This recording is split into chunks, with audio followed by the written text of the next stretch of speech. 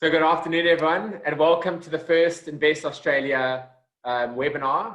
So my name is Stefan Boerter from RandH Marketing, and I'll just be facilitating the discussion with the rest of the Invest Australia team that you can see in front of you. So the whole topic came about as a result of people wanting to find out a little bit more about the process and to really meet some of the key role players within the Invest Australia campaign. So we really wanted to get some of these guys around a virtual table today and just really get you to understand the key steps that one would follow and a lot more about the Australian property market as a whole. So we're obviously now into day 56 of lockdown, and we know that it naturally has a big impact in terms of businesses and individuals around the world. But the Invest Australia campaign was conceptualized about 6 months ago by the Devemco Group, and it really was to allow South Africans to diversify their property portfolios abroad, to benefit from the strength of the fastest growing first world property market, and to leverage a currency hedge. To really feel that within the current climate, this choice or this option probably becomes more pertinent than it was before. So we want the discussion to be open, and we want it to be transparent and relaxed, and we really want to give you as much insight as we possibly can, and really encourage you to ask as many questions as you want, which you can do through the chat function at the bottom. And we'll try and get through those questions, or as many of them as you possibly can, during the course of the 45 minutes to an hour that we've allowed for this chat. So just in terms of introduction of the team, I think most of these guys you would already know or have come across. But a person many of you know, Charles Thompson from Devemco, Director of Devemco, and the team who've conceptualized the Invest Australia campaign. And then Idris Jangda, who's the Director of Signature Holdings, who are the Australian partner of Devemco. And Idris is based in Queensland. So Idris, thanks for joining us. Thank you. And then Anthony Watmore, who's the director of Anthony Watmore and Company. And they are the conveyancing attorneys behind everything that Devemco have done. So their partnership probably extends close to 1,000 units across Stronger Arch and the entire Survive precinct. And really will give you quite a lot of insight into the legal processes one would follow in terms of investing as a South African abroad and specifically within Australia. And then Bradwin Stanley, who's a strategic relationships manager for the Devemco Group.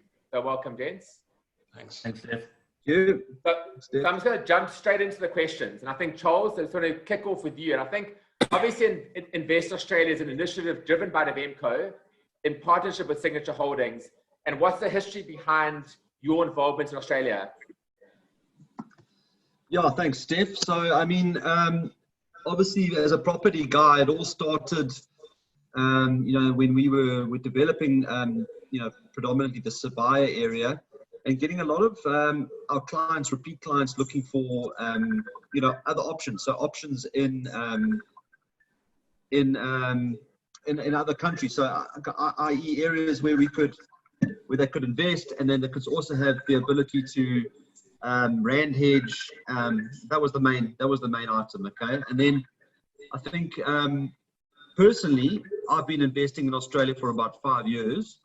Also, just to diversify the portfolio of my exposure. Once again, predominantly a RandH based investment. And I think, I've traveled over to see Idris probably 3 times now. And, Brisbane's a very similar, it's a similar climate, similar lifestyle, similar sort of outdoory experience as Durban is, and potentially somewhere where maybe our kids or grandkids would one day end up if they chose to. So, and then I think we're going to talk about obviously education facilities and all that. So there's a lot of like long term and medium term planning that goes along with Brisbane based property investment as well. So yeah, that's sort of why we started this campaign.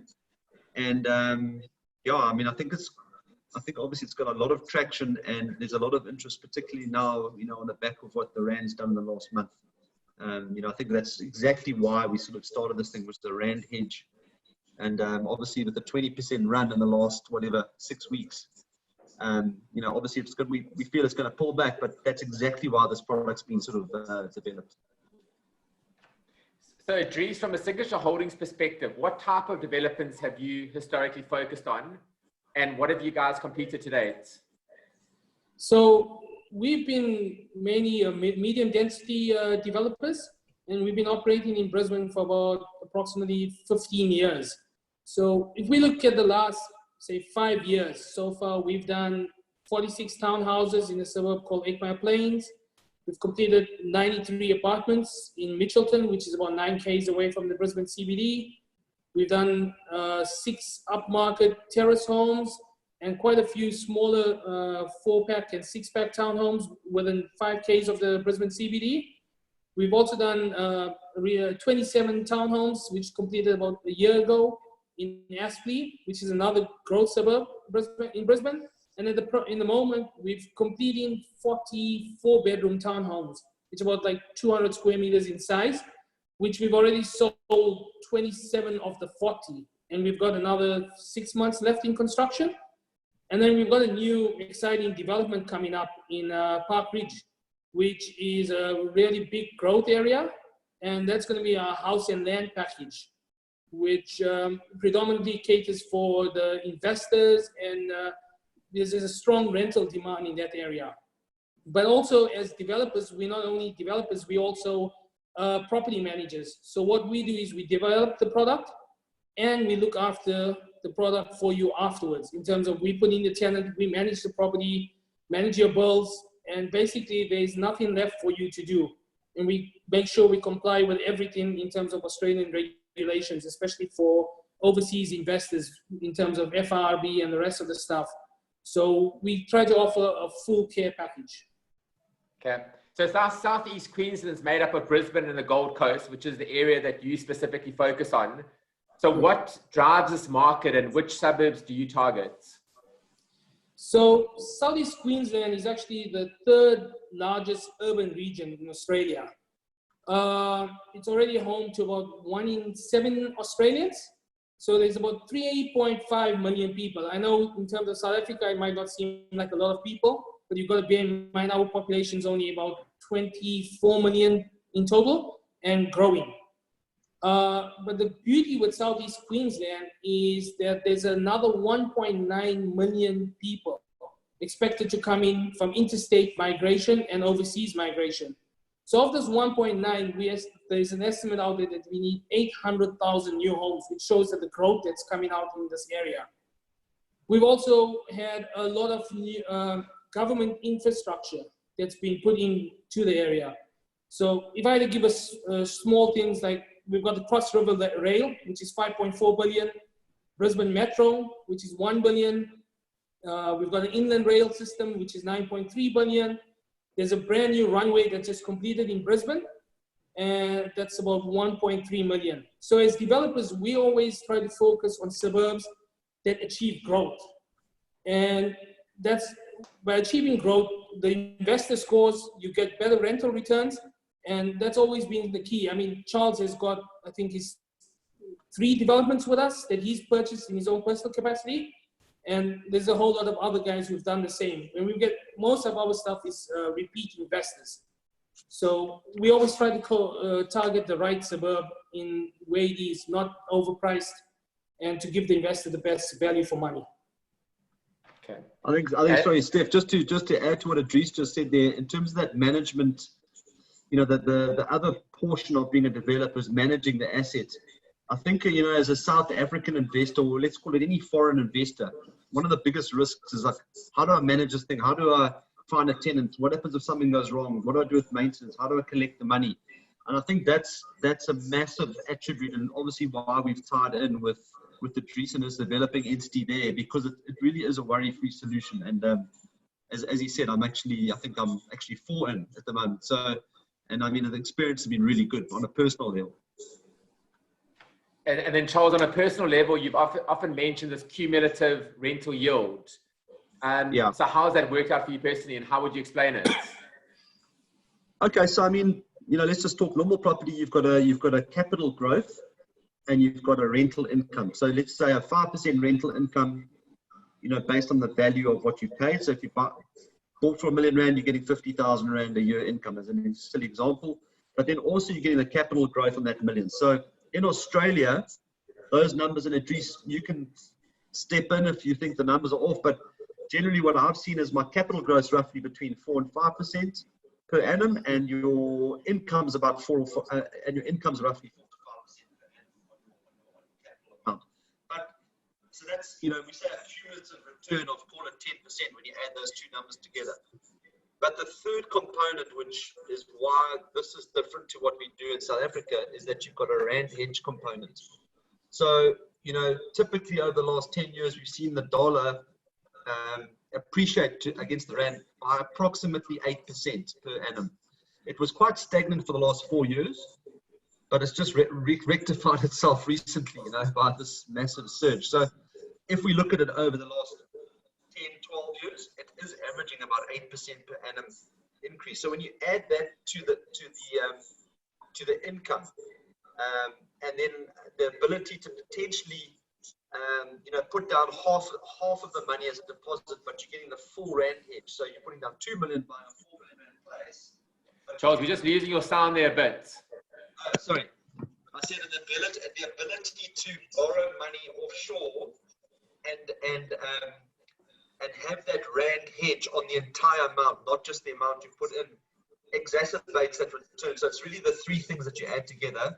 So it's capital growth, rental income, and then the RandH. And that generally is sitting in the region of 18 to 20%, if you look at all three combined, which is why this thing works from an investment point of view. And then, Charles, in terms of RandH, so we saw about 70% over 10 years prior to the beginning of 2020. And like you said, we've seen 20% hedge in the last 6 to 8 weeks. How do you think that's going to continue in future?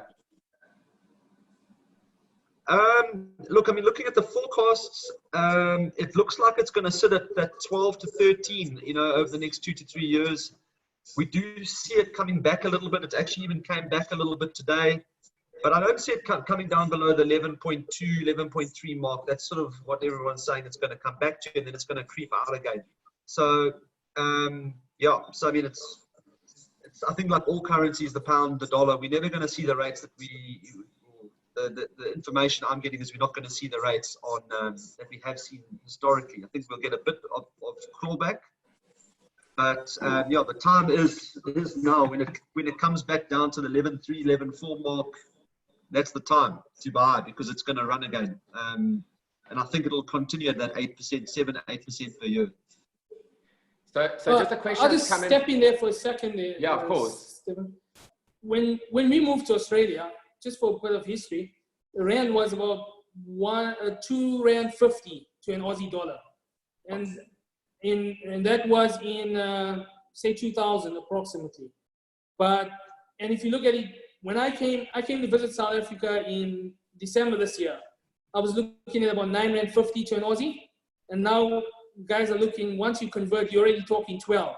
So, yeah. I mean, just the numbers over, say, a 15 to 20 year period, you can see how much difference it is if you brought your capital in at, say, $2.50 as opposed to bringing it in at 12. It's a big difference. Yeah. Massive. So just a question that's coming from Ruan Boer, which is something we probably will cover. It says, do you assist with funding, i.e. local banking funding, of a percentage of the purchase price? And I think maybe just to add to that question, at what rate would you be able to lend if that is possible?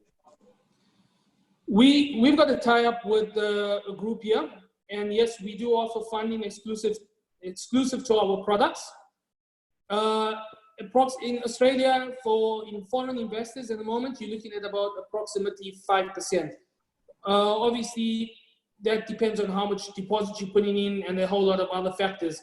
But I won't go into detailed numbers here or say that that's exactly what it is, because per individual, just like everything else, interest rates do change and move.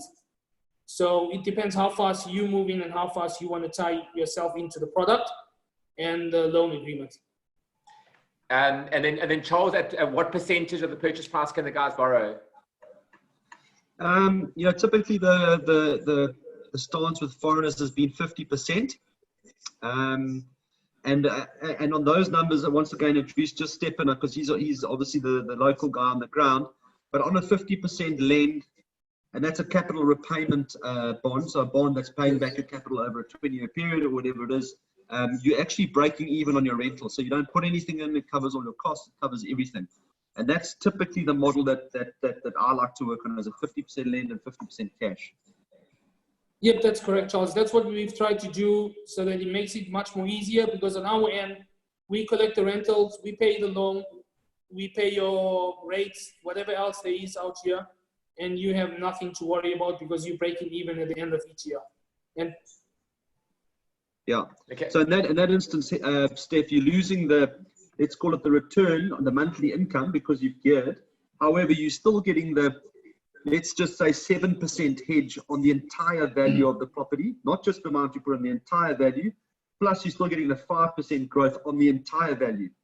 So if you double those two numbers, because you've obviously, you've borrowed 50%, you're getting 5% on the property growth times 2, because you've only put in half in, and 7% on the RandH times 2, because you've only put half in. So it's actually like a 24, 25% return on your cash that you're putting in that particular instance. And at that 50% gearing with that interest rate, can you cover your monthly costs? Yeah, 100% covered, and I think it's like a nominal $1,000 a year left, or $500 to $1,000 a year left. It's just some petty cash at the end of the day. But it includes maintenance, it includes your levies, it includes absolutely everything. And I mean, 4 years in, it's working. It literally breaks even every single year for me. So it's proven. And then just from Marcus Dos Santos, it said, what is the term of the loan? They range 20 to 25 years are the typical loan terms. Okay. So pretty obviously similar to what we have here. You can shorten that if you want, but if you shorten it, you're going to have a little bit of an excess. Maybe it's a couple of $1,000s a year, but if you want to pull it back to say 10 years or 15 years and chip in a bit more, that's up to the individual. Okay, perfect. So, and I'm just going to bring you in here. So just to clarify that a South African can legally purchase in Australia. Yeah, Steph, thanks, Steph. Yeah, well, there's no issue with a South African investor purchasing in Australia. There are two conditions attached to that, however. The first being that the SA investor has to purchase what's called a pre-construction property or a newly developed property. In other words, it's an off-plan sale directly from a developer, much like you do in this country. And secondly, the SA investor would have to make application to the Foreign Investment Review Board for consent and approval. That's merely a formality, but there are certain requirements that the investor will have to go through, and we'll facilitate the process for the investor. That normally takes about 60 days for that process to be finalized. Okay. So Ruan, I hope that answers your question where you asked about whether it's only limited to new build properties and what the restrictions are. And so obviously it's a daunting process investing abroad. In this instance, how would a buyer work with local partners such as yourself to make it a safe process and a hassle-free one? Yeah, thanks, Stefan. A good question again. I don't think it's all that daunting. The process is not as complicated as one would think that it is. As the local attorneys, and obviously working with the team at Invest Australia, we have the experience and the expertise to guide and to facilitate the process and to guide the client through all the steps in that process. So, for example, payment of deposits, whether any suspensive conditions have to be fulfilled, going through the agreement and making sure the client understands the agreement, making sure that application process for the FIRB application is done properly. So we try and make the process as seamless as possible. And as I say, we facilitate that process together with the whole team. Okay. And how aligned are the South African and Australian legal systems? Yeah, again, I think pretty much aligned and similar to a product that you would buy in this country, Steph. If you take an example, if you look at maybe purchasing a property, a unit at Ocean Dune or Pebble Beach at Sabaya, a 2-bed, 2-bathroom unit, the whole process of purchasing a 2-bed, 2-bathroom unit in Brisbane will be much the same. So I think that it's very much aligned. And if you look at the acquisition costs and the conveyancing fees and certain duties that are payable, pretty similar to what we are doing here in any event. And the FICA regulations are much the same as well. So it's pretty much aligned. Okay. So Charles, just a question that's coming from Marco Dos Santos. So obviously you guys are unbelievably proudly KZN and South Africa. And this was introduced to give guys the ability to diversify their portfolio and all those benefits. But his question is, does buying a property assist in getting into Australia? Well, it does assist you in the fact that you've got somewhere to live. But no. I mean, look, the visa application and processing into Australia, there's I don't know, I would say there's more than 100 different types of visas. So I think that the Aussie government do look at whether you're going to be incumbent on the government to provide, etc. And that becomes quite tricky, because then you're going to get working visas. But just to come and go on holiday visas or whatever, absolutely no, it doesn't assist. On working visas, I would imagine it does assist you, because it shows that your intention is to invest in the country and all the rest of it. But predominantly, actually, if you want to retire there and you don't need the system, the Aussie system, to pay out pensions and all the rest of it, then actually not really. It doesn't really assist you. I think, Idris, I don't know, maybe you can add some knowledge on that. I mean, what's your take? Look, in terms of this, like you said, Charles, there's 100 different types of visas, and everyone has different financial positions. If someone was really interested in that, we do have access to guys who deal specifically with migration. But if you are buying a property, yes, it's looked at favorably if it's terms of your business. But I think also it helps if it was setting up a base and having something when you decided to come in 5 years, 10 years, whenever it may be down the line, in that you have some income already, and it takes out the big stress of migrating. Yeah, and I know we'll obviously get into education in a bit. I'll give you a short thing. Like when we came here, my dad purchased his first home, and we bought a good size 4-bedroom house, 2 bathrooms, double garage on a 750 square meter block, which, by the way, that size block is actually big in Australia. And we paid $254,000 for that. And that was at about $250. When we sold the house in, I think it was 10 years later, we sold the house for about $800,000. And the rand would have been at about 6 or 7 at that time. Yeah. So you do the sums and work it out. Even if you're planning on coming at some point and you have no idea, because whatever you do in migration, it's never a one year type of thing. There's a lot of planning, there's a lot of things that goes into it. You invest, you take the hard decision now. Long term down the line, you will definitely see or reap the benefits. Yeah, so I mean that's a good point. So from a visa point of view, maybe no. But from, let's call it, tracking the Australian cost of living and the Australian value, certainly yes. I mean, I think that's what Idris has answered there. Because obviously as the rand loses value, it just becomes more and more distant and more expensive to live in Australia. But at least you've got an asset that's tracking it there. So that certainly assists, yeah. Okay. So Brad, we've always spoken about Invest Australia being a one-stop solution. What would that look like for a typical purchaser? We've chatted about seeing a real trend of clients wanting to internationalize a portion of their portfolios. And it's partly a rand hedge, but I think the beauty of Invest Australia is the opportunity for real growth in a hard currency. Another factor is, as we've discussed, the banking, regulatory, conveyancing, and just the sort of general English-speaking environment makes it feel a lot like purchasing a property in South Africa. I think another critical factor is the trust factor in this. It is daunting for some investors, but dealing with partners that can walk the whole road with you from purchase all the way through to putting tenants in and managing the property for you, with partners who have a proper track record in South Africa and in Australia, I think is a critical piece here.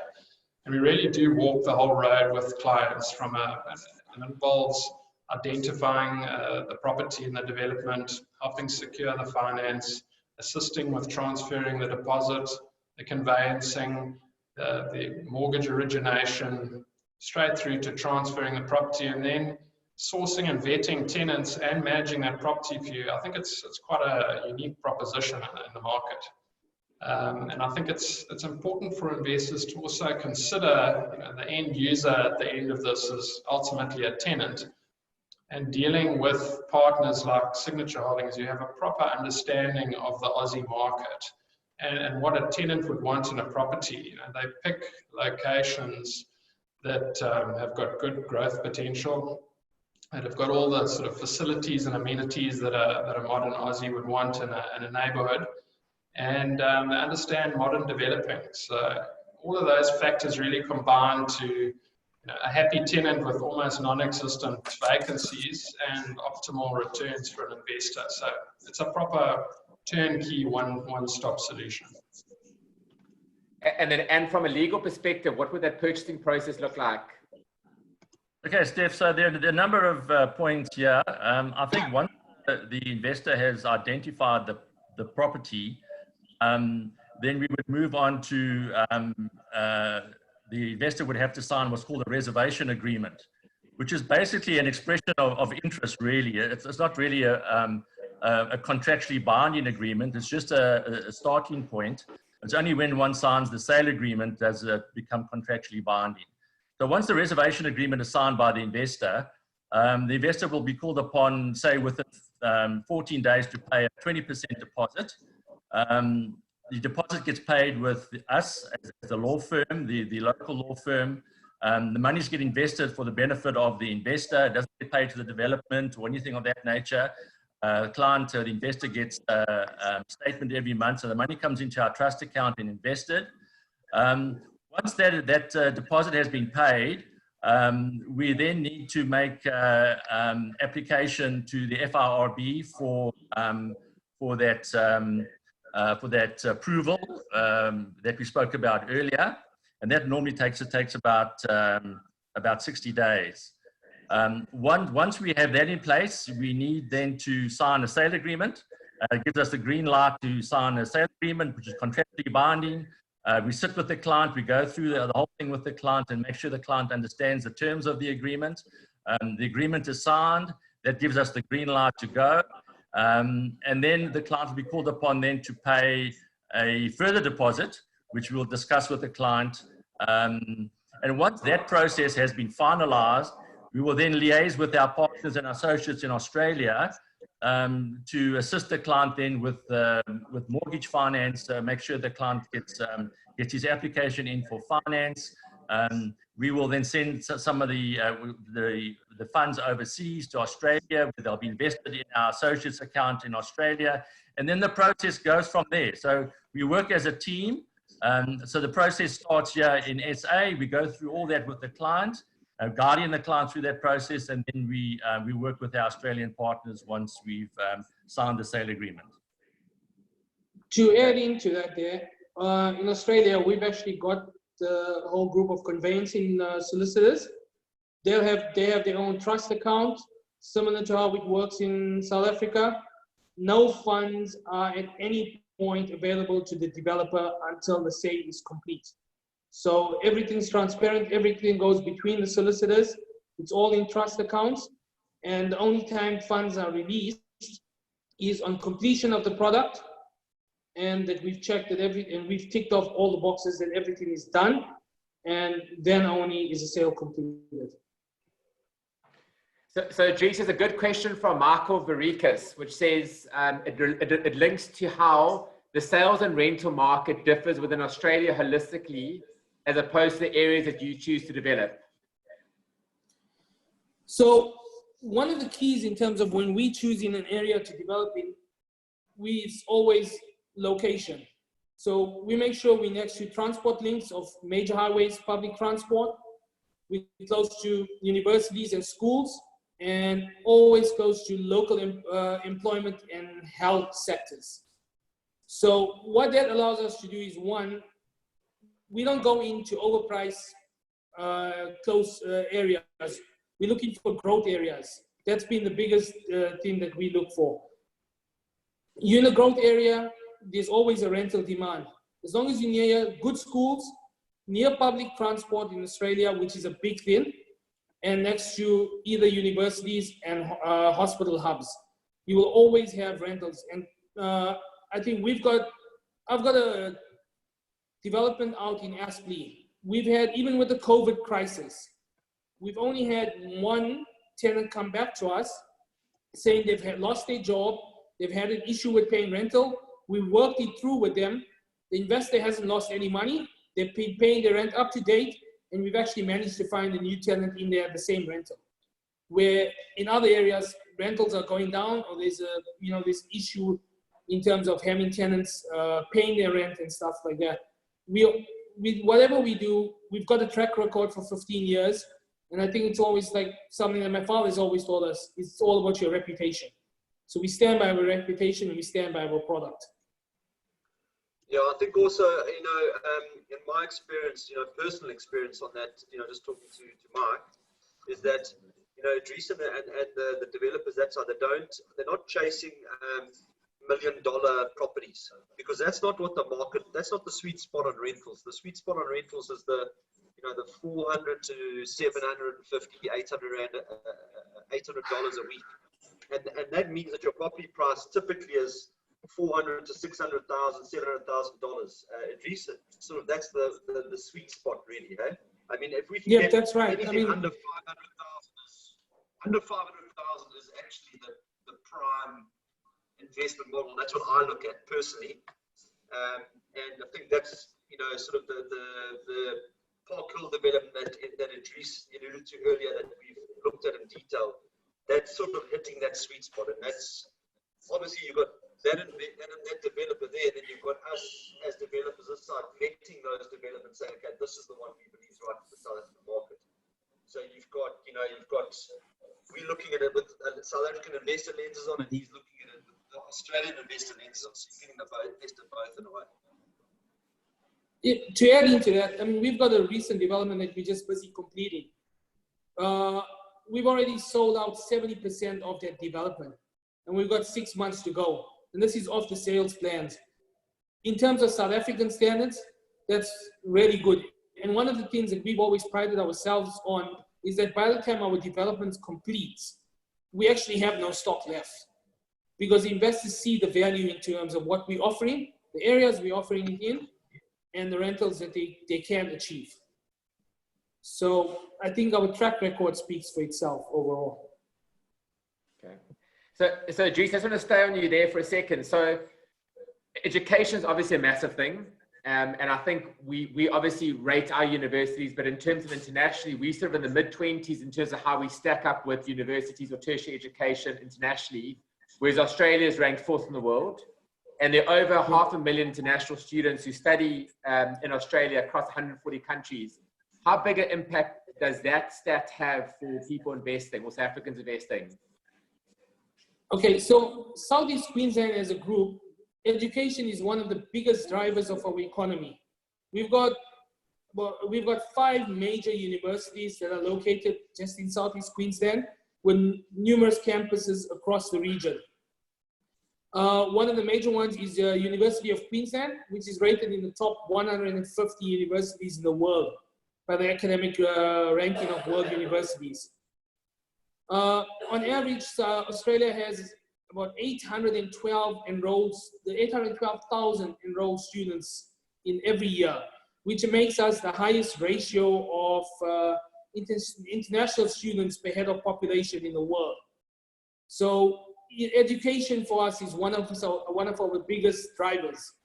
And with education, what that leads to is helps with rental markets in terms of your investment, which is why which I think I mentioned earlier, we always try to position our products close to any of the education hubs, because you've got a big rental driver in those areas, especially the tertiary market.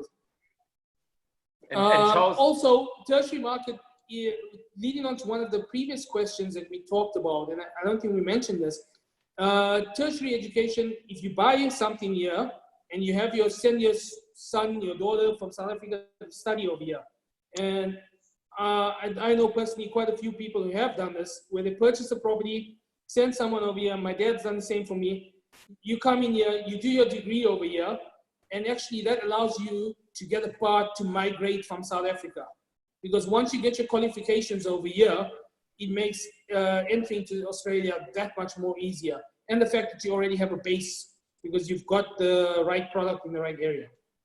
And I think that talks to that point earlier about the entry into Australia. It really applies to those whose kids are going through tertiary education and applying to the very different skills that they're looking for. So Charles, I mean, from your personal perspective, how big an impact does that have in your decisions in terms of the tertiary? It's a massive. I mean, that was the fundamental reason I chose Australia, because, as I said, it was a lifestyle similar to Durban lifestyle. I've got 3 young daughters, puzzling on where I send them for their tertiary education. We've got 2 facilities, maybe 3 facilities in South Africa. Are they safe for your daughters to walk around at night? Arguably not. That was predominantly what I was looking for. As Idris alluded to earlier, I think I did a study. There's 4 of the universities in Brisbane on the top 200 in the world. So it's really high quality facilities and safety. Having my daughters be able to walk around on a night, not worried about anything, that to me was worth a lot. And there's a good investment opportunity, and there's a RandH. And as Idris said earlier, once your kids have got a passport because they've got their qualifications there, there's actually a visa that the adults can get their passport on the back of their kids. So there's so many options, but to get in and to peg your rand and have the lifestyle was a big thing for me choosing, for my kids there. So I just want to try and get 1 or 2 questions in here. So, and just back to you, the question was just to clarify on what you said earlier. Does the money get paid into an SA account by the buyer? Yes, Steph, it gets paid into an SA account. It gets paid into our trust account in this country. Okay, because we'll collect the deposits, and then only thereafter, once the agreement is signed, the sale agreement, arrange for the monies to be paid to our colleagues over in Australia. Okay. And then Charles, when one's buying off plan here in South Africa, one doesn't pay transfer duty. Does the same principle apply in Australia?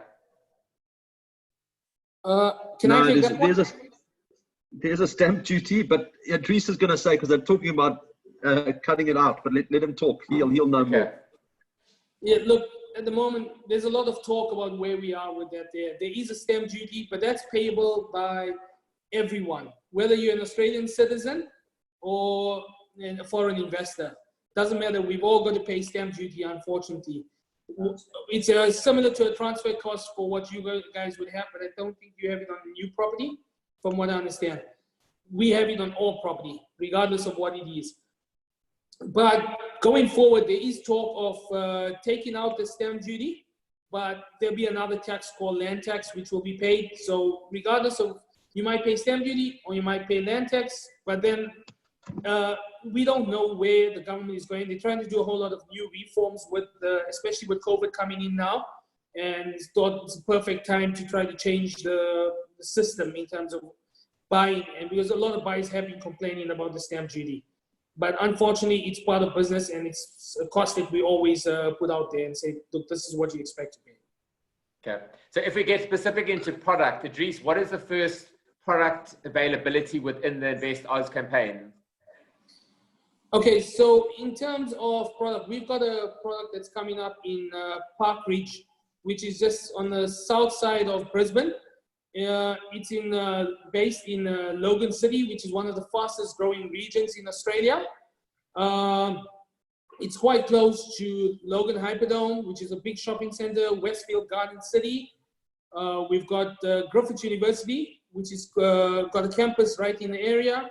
We've got the Logan Hospital, which is the second biggest public hospital, also within a 10-minute drive from there.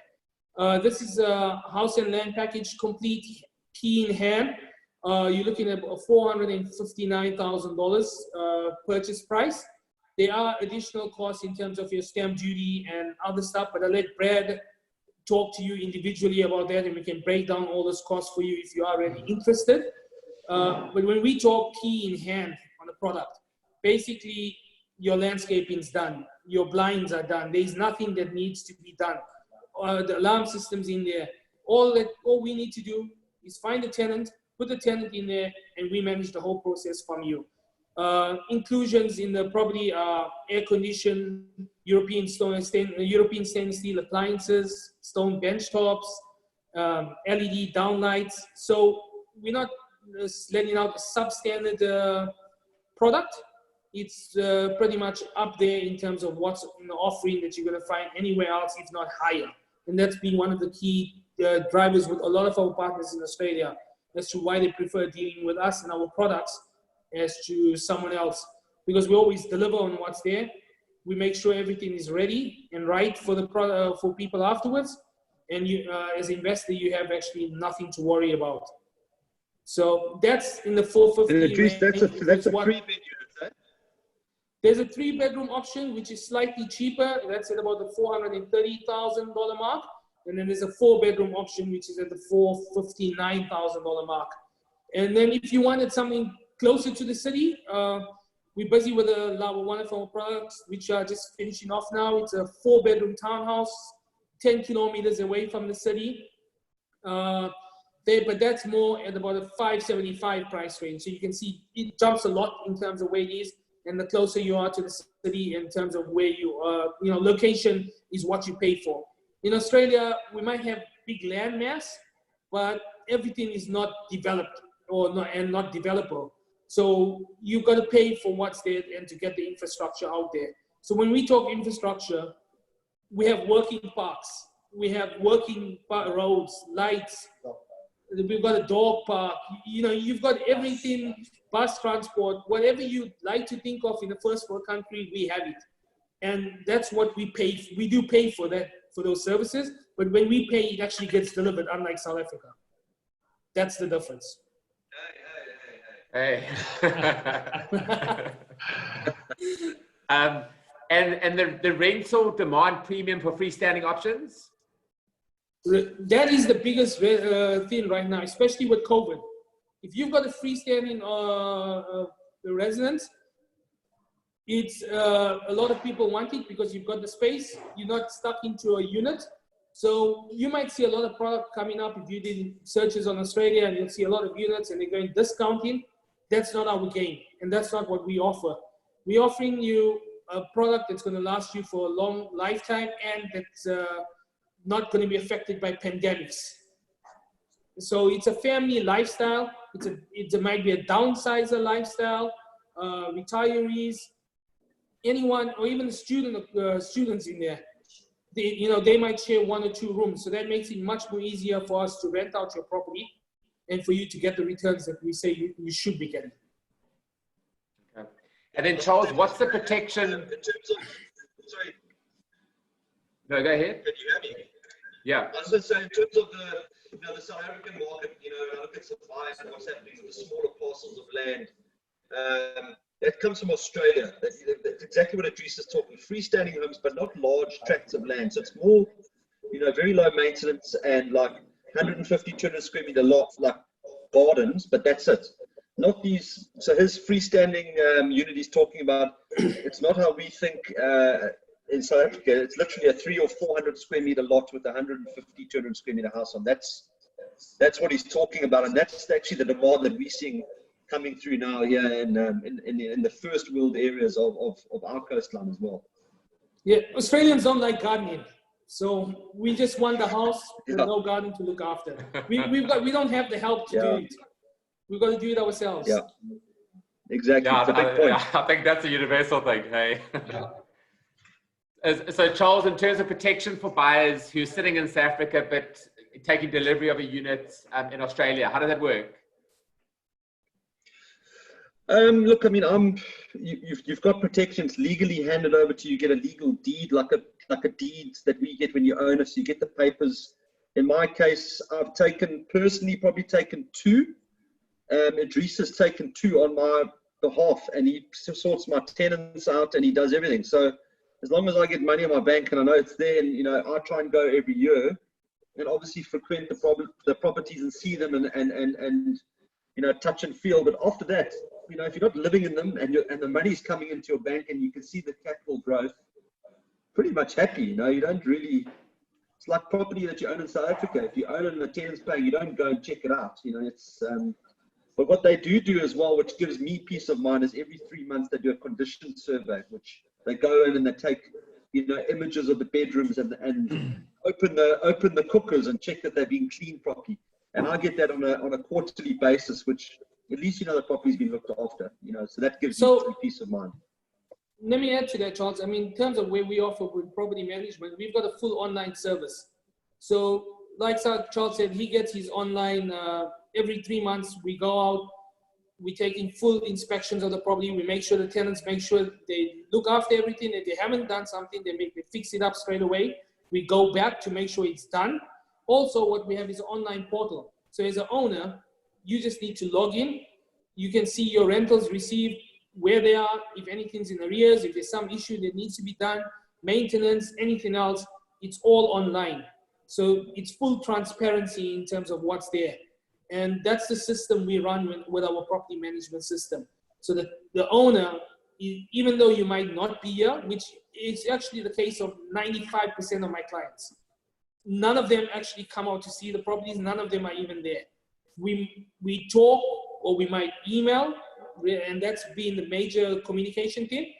And everyone has access to the online portal. You sign in, you get to see all your properties, you know where they are, you know where the rental is.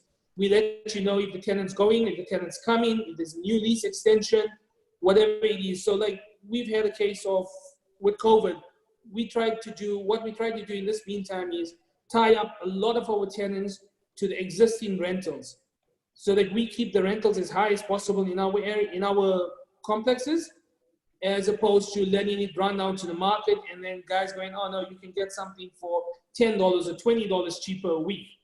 We rather tie up good tenants, have it there, or we might even take $5 less. But if you have a good tenant long term, that's much better for your property in terms of maintenance and where it is. I mean, yeah. Charles asked me a couple of questions every so often, but like he said, as long as the money is coming in, I think everyone's happy. And we make sure that the property is looked after. That is the big thing. And as the property managers, but in saying that, legally we've got to do what we have. What Idris is, I mean, 100% agree with Idris, but Steph, to add to that, I think what our intention is over the course of the year, once obviously air travel gets going again, we're going to be doing some like little missions over there and checking out the properties, checking out opportunities. So if there's investors that want to come and join us and come up for a week, or even go in their own and meet up with Idris, more than welcome. That's sort of par for the course. And Idris has always been super amenable to meet me on a weekend or whatever, and show me around, show me what's coming up, and so there's full transparency, which is also something I've enjoyed. Okay. So Brad, I've got a question for you, but I just want to quickly answer one or two questions that have come through. One from Sadish, which said, please confirm if this is US dollars or Australian dollars. Sadish, we're talking about Australian dollars, and the current exchange rate around 11.78 at the moment. And like Charles says, it's probably been about a 20% escalation that's happened. It was pretty much around 10 towards the end of last year. And then just Jerusha Naidu, I'm assuming the financing house is Australian, not South African. And what is the current interest rate in Australia on home loans? It was covered earlier, but just to mention, I think Idris was saying the lending rate for through Invest is about 5%. I think the interest rate and the repo rate in Australia is about 2.5%. I think, Idris. But I think that rate of 5% is quite preferential, or it's a very preferential deal that's been done exclusively for Invest Australia. Yeah, as a foreigner, that's the best rate we've been able to procure for anyone. Correct. And then Brad, so if someone wanted to go through the purchasing process with the Invest Australia team, how would that work? They're welcome to get hold of me, Steph. I'm happy to talk them through the whole proposition. I'm obviously part of a greater team which facilitates this whole process end to end, as we've discussed. But it's nice to have one person to chat it through if you've got some specifics on the sort of value proposition around it. My email address is brad@devmco.co.za. And then there's also details on the Invest Australia site. You're welcome to go through any of those channels. Perfect. And I know the Invest Oz downloads page was just actually posted on the chat if you want to have a look. That gives you all the download information, the videos, the brochures, the stats. Really interesting to look at the stats in terms of how Brisbane has compared to other areas around Australia historically. rentals, appreciation, etc., etc. There's quite a lot of insight there that might be relevant. Absolutely. Just maybe one or two other questions if we can. Charles, I think maybe for you, what sort of warranties can one expect? I think you mentioned briefly. Is there sort of similar to NHBRC warranties that owners have there, similar to what we have here? Can I take that one? Yeah, Idris, you take it. That's every new house build has a 7-year builder's warranty for all build into major defects and major issues on the building. In honesty, we've never had that issue in 15 years, so that's a good thing. And because it all depends on the quality of the builders, and that's the other thing that we do. We make sure we vet our builders and we make sure that they deliver a quality product. Everything else legally in Australia, you've got a 1-year builder's warranty for any small claims. So they will deal with everything for the first year that's there in terms of what's the house for normal maintenance if there was some issue. Other than that, your appliances, 2 years, but we manage all of that for you from a property management side. Okay. And then just a quick question while you're there, in terms of Brent Bullshit, what are the standard rental commission tariffs? Normal rental commission is about 8% in Australia. And but that's also because what we're doing is not only, you could shop it around, maybe find something for 7%, but what we're doing is we're doing a full house. We're looking after your FRB, we're looking after your conveyancing, we're looking after your legal requirements on a yearly basis as a foreign investor in terms of what we've got to report back to the FRB board. We pay all your bills, we pay your utilities, we do everything for you, including your bond. You have essentially nothing to worry about from our side. Okay. And then I know a question that came through from Ian Slaughter says, can you give me a full list of the expenses an owner would have to pay out of the rental income? Ian, I know that there is a full breakdown available, which applies to the Park Hill opportunity, which Brad will be able to send to you as long as, with other projections on rental income, et cetera, And then, yeah, and I think one question maybe, Charles, I don't know if you quickly want to touch on why did you decide on Australia as opposed to other destinations around the world from a diversification portfolio perspective? Look, not only Australia, but I think it's important to mention I've focused highly on Brisbane. One, because, Sydney is similar to Cape Town. The prices have run so hard. So Sydney, in terms of an average value, is probably twice what Brisbane is. Brisbane's the fastest growing CBD. A lot of immigration towards that area. Great weather, English speaking, similar laws, similar banking systems. Makes a lot of sense. I've lived in the UK for 7 years. It was a hell of a place to live, a great place to leave.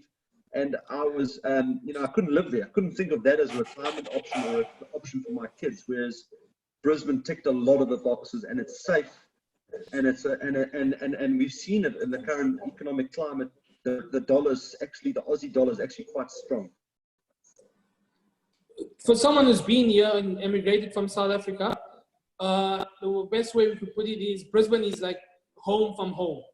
So coming from South Africa, yeah, you feel as though you're at home in Brisbane. There's a big South African community in Brisbane. When the Springboks play sometimes in Brisbane in Suncorp, it's as though it's a home game. So, a lot of South Africans choose this because of the lifestyle, because of the price point and the weather. It's very much similar to Durban, and it's a great lifestyle in terms of what we have here. Okay. So, James, I think we've covered a lot. Brad, Steph, I think just to note that Invest Oz on the Invest Australia website, there's a lot of those interesting stats which we've got on the forecast increase in property values and Sydney versus Brisbane and all that. So I think there's a lot of information on there that the viewers could just have a look at as well if they're interested on why we've chosen Brisbane. Yeah, and it does really clearly outline the differences and obviously why you guys have made a strategic investment there. So just going to wrap up, and thanks to you guys for your time, and thanks to all of you who have tuned in and watched. We've had a great turnout. Just look at the numbers, and I think, like I would encourage you, if you are interested to pursue this further, to find out more information, get further figures and information, have a look at that downloads page, but obviously email Brad directly, like you said, brad@devemco.co.za, and he'll be able to walk you through the whole process and answer any more details. And I think we'll continue to do these webinars. It's a really good opportunity to get everyone around the table and answer a lot of questions that you may have. And we really want this to be as open and transparent and engaging a process that you can possibly have. So thanks to all of you. Hope you all have a great, safe week. I don't know if there's anything else any of the panel members want to add. No, it's great. Thank you. I think we've covered everything. Thanks, Steve. Great. Thanks, everyone. Have a good afternoon. Cool. Okay. Cheers, guys. Let's go. Thank you. Okay. Bye. Thank you.